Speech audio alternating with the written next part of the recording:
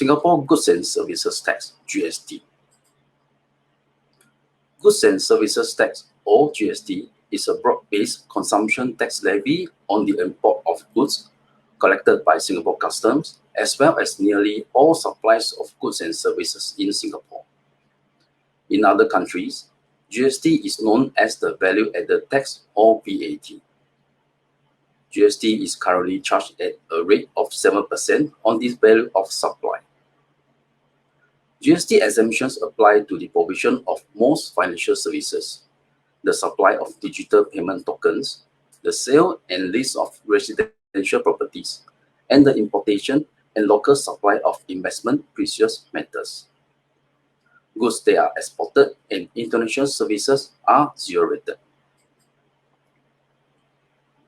Taxable and non-taxable goods and services. The table below lists out the categories and types of taxable and non-taxable supplies. Under standard rated supplies, 7% GST, most of the local sales of goods fall under this category. Example, sale of TV set in a Singapore retail shop. Whereas for services, most local provision of services is fall under this category.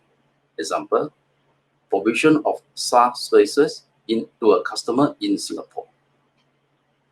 Under zero-rated supplies, 0% GST, goods refer to export of goods.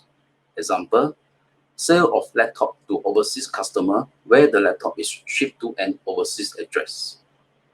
For services, it relates to those classified as international services. Example, a ticket from Singapore to Thailand, international transportation service. Now, let us look at what consists of non-taxable supplies which GST is not applicable. Under exempt supplies, goods refer to sale and rental of unfurnished residential property and importation and local supply of investment precious metals. For services, it relates to financial services. Example, issue of a debt security. From 1st January 2020, services related to digital payment tokens, example, exchange of Bitcoin for fiat currency, is also fall under exempt supplies. Under out-of-scope supplies, it refers to the sale where goods are delivered from overseas to another place overseas.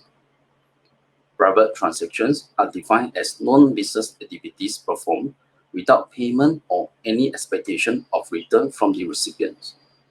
Example, help to clear neighbor's garden of weeds over the weekend. So, are you liable for GST registration? If yes, what are the procedures of it? If no, can you register for GST? Let us share more information on compulsory, voluntary, and exception of GST registration.